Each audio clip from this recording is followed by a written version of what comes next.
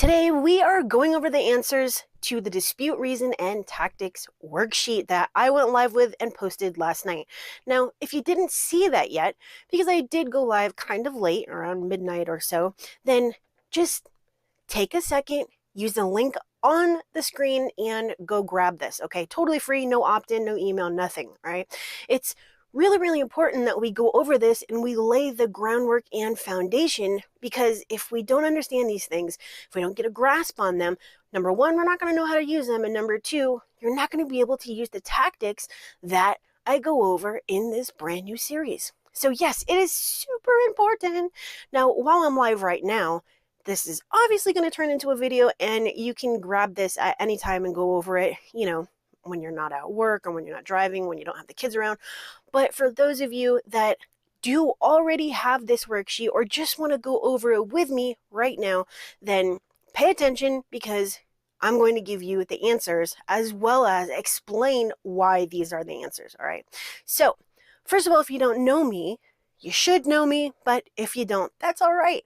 I'm just one of billions of people on this planet, right? My name is Kristen, and I fix credit for a living, all right? Now, just in case you didn't have this worksheet, this is the perfect time for you to go grab it while I'm talking. Anywho, not only do I fix credit for a living, but I teach consumers just like me, just like you, how to fix their own credit for free. So if you go back all the way through my videos, I almost have about 500 of them. They go all the way back to the summer of 2016. And even though they sucked at that point, I still have the same exact objective now that I did all those years ago, which is teaching you how to fix your credit without hiring companies that are going to scam you, without paying, fazillions of dollars, and without doing it the wrong way, because I had to figure out the hard way that companies just don't give the right information, right? So anywho, there's always going to be links in the description. I'm going to be adding these once this turns into a video, but there's always going to be links in the description so that you can go and not only access free do-it-yourself resources, to fix your own credit, but you can also access other things like the deep dive dispute workshop, which, by the way, you can save $10 on until tonight at 9 p.m. Pacific Standard Time. But there's also other awesome, amazing things on there, and I put these out there so that you can learn how to do this the right way. Get the highest credit score in the least amount of time, right? Now, there's also a link just in case you don't want to do this yourself. That's totally fine. You can see if I can do it for you, right? The actual credit sweep service, and get you that higher credit score that you need, so you can get your house, so you can get your car, so you can move on with your life, all right? If you are interested in that instead, just go to vcita.com/expert credit sweeps, all right? And it is the same link that you are seeing on your screen right now. Okay, so moving on. Everybody should have this worksheet by now, and like I mentioned, if you don't, that's okay. When this turns into a video, go grab it yourself on your own time, or you can go back and watch the one that I went live with last night where I explain what this is. Okay, so let's start with number one. I'm going to read this entirely, including the part that should have been filled in the blanks with, and I actually found an error. Number 12 was not blanked out. So anyways, I apologize about that in advance. So we're going to read this through, and we are going to go over that why this is the correct answer. So number one, delete this collection because the account reports a past due, which is a violation. Why is this a violation? Well, let me tell you. Collections by default are late and therefore should not report a past due. Not only should they not report a past due, but they also should not have late payments, okay? Always keep this in mind. This is actually how you go and you remove debt by collections like Portfolio, Midland, Second Round, all of those places, all right? Now, number two, remove the 90-day late payment on 4/2020 because 3/2020 shows okay, and no prior 30 or 60-day late payment reports. Update to paid on time, never late for inaccuracy. Now, why? Well, even though, all right, there's an even though on here. Even though these companies, these student loans, don't report you as late until you're 90 days late, according to the FCRA, that is not accurate, okay? Late payments should begin at 30 days. So if you're seeing okay, 60, that's not accurate because they're missing the 30, right? If you're showing okay, 90, then that's not accurate because it's missing 30 and 60. So the account should always have late payments beginning at 30 days. Otherwise, it's reporting inaccurately because that means that the prior two late payments, or excuse me, the prior two on-time payments are inaccurate, okay? Now, obviously, you don't really want to point that out. You only want to point out that the 90-day or 60-day or whatever it is that you're disputing is inaccurate and that they should remove the entire late payment history, all right? Delete this inquiry because it does not have a permissible purpose for reporting. I was not given a firm offer of credit, and it is neither for employment, court order, or insurance, okay? So if no firm offer of credit was given, then no inquiry should show. And yes, this sounds kind of backwards, right? Because they obviously need to check your credit before giving you a firm offer, but according to the FCRA, that's not how it should work. So there's only a couple permissible purposes, which is firm offer of credit, employment, court order, or insurance. I think I'm missing one. I'm not too sure. I'm pretty sure, but anywho, this is how I remove inquiries if it's directly with the bureaus, but normally you're going to remove them with the creditor, okay? But just so that you understand the reason why an inquiry should not belong on there if you don't have an account associated with it, all right?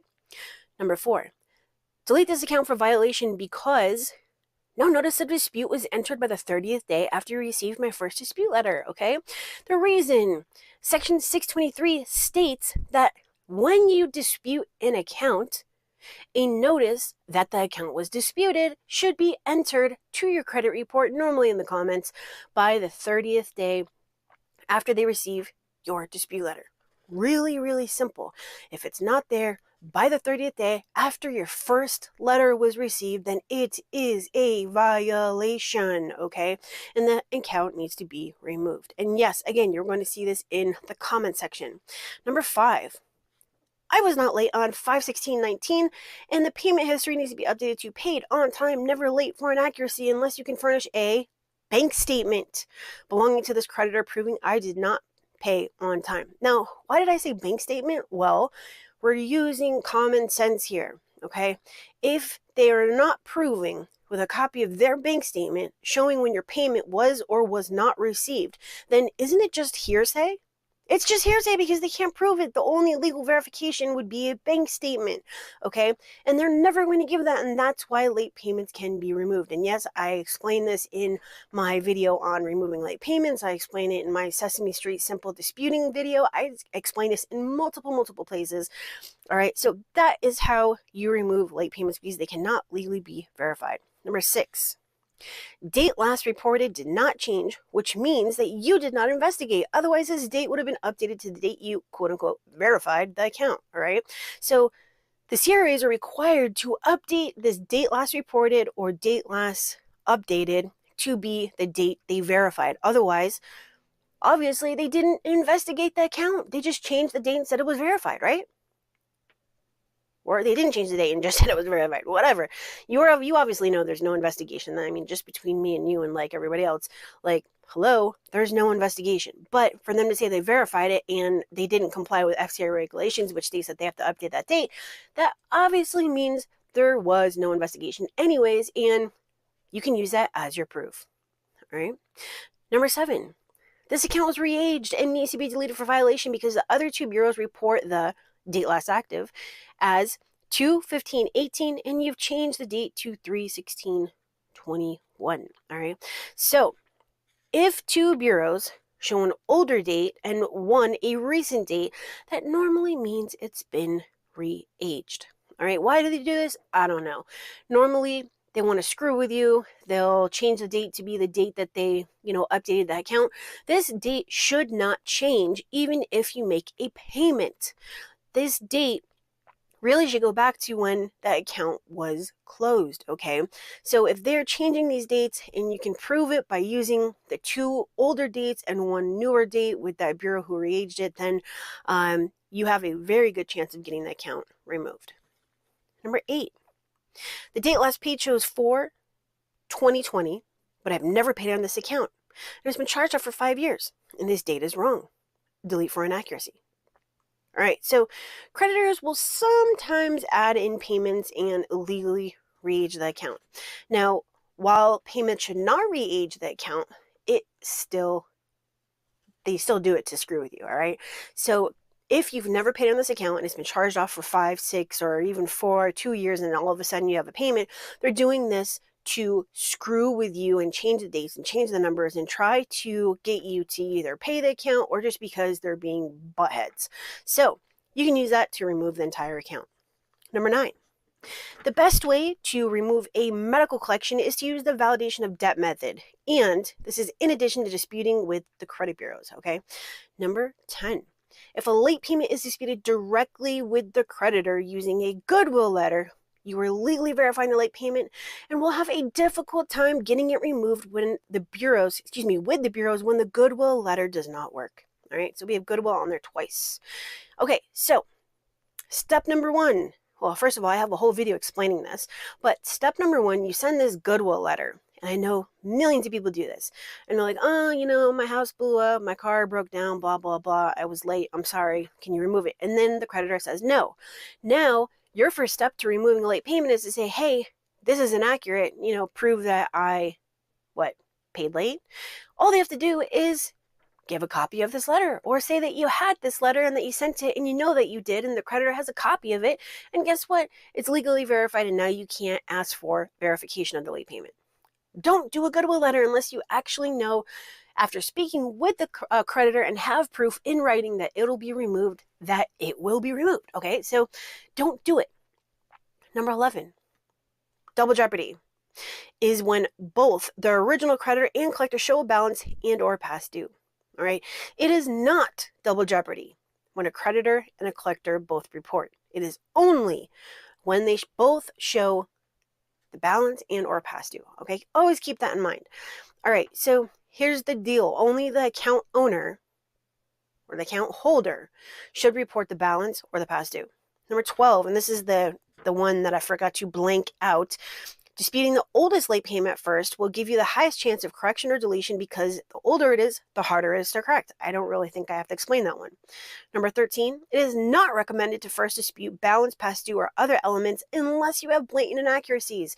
And this goes for every single thing that I've gone over in almost 500 videos. Use factual-based disputes unless you have blatant inaccuracies in these balances and past dues and other things.